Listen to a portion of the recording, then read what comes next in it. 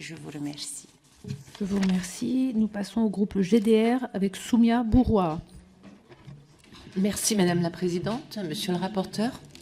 En 1900, le président du Conseil, Pierre Waldeck-Rousseau, mettait en garde contre les dangers d'une jeunesse fracturée, divisée moins par les classes sociales que par l'éducation reçue, de jeunesse moins séparées encore par leurs conditions sociales que par l'éducation qu'elles reçoivent, grandissent sans se connaître, jusqu'au jour où elles se rencontrent si dissemblables qu'elles risquent de ne plus se comprendre. C'était son avertissement. À l'époque, il dénonçait le rôle des congrégations religieuses dans ce clivage menaçant l'unité de la République. Et plus de 100 ans plus tard, ce n'est plus la religion qui fragmente notre jeunesse, mais une ségrégation sociale et scolaire de plus en plus marquée, alors même que le nombre d'élèves inscrits dans l'enseignement privé sous contrat reste stable, la mixité sociale y régresse fortement depuis 20 ans. Tandis que l'enseignement public accueille une majorité d'élèves issus de milieux défavorisés, le privé attire principalement les enfants des classes moyennes et aisées.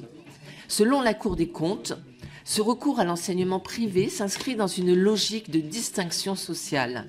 Les familles des classes supérieures cherchent à offrir à leurs enfants une éducation jugée plus performante et sécurisée, loin d'un enseignement public perçu comme une difficulté.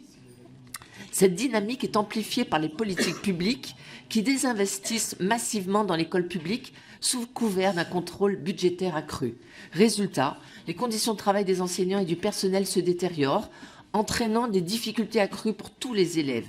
Face à cette dégradation, les classes moyennes et supérieures se tournent davantage vers l'enseignement privé, vu comme une alternative pour garantir une éducation de qualité.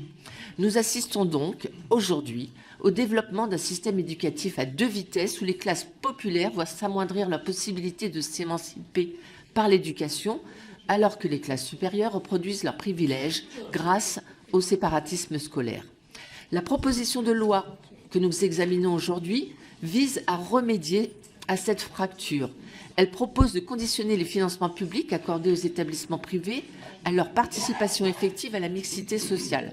Ce dispositif, en encourageant une plus grande diversité au sein de l'enseignement privé, représente une réponse nécessaire à la ségrégation scolaire croissante. Cependant, cette mesure, bien qu'essentielle, ne suffira pas à résoudre le problème dans sa globalité. Sans un investissement massif dans l'école publique, la qualité de l'enseignement continuera de se dégrader, tout comme les conditions de travail des personnels. Les familles des classes moyennes et supérieures, en quête d'une éducation de qualité pour leurs enfants, continueront alors à se tourner vers le privé. Sans un investissement massif au sein de l'école publique, la qualité de l'enseignement pour les élèves et les conditions de travail des personnels se dégraderont davantage et les familles des classes moyennes aisées continueront à recourir à l'enseignement privé. Il faut également répondre à cet enjeu par le PLF que présenté en 2025. Ce n'est malheureusement pas pris la mesure. Merci Madame Bouroua. Pour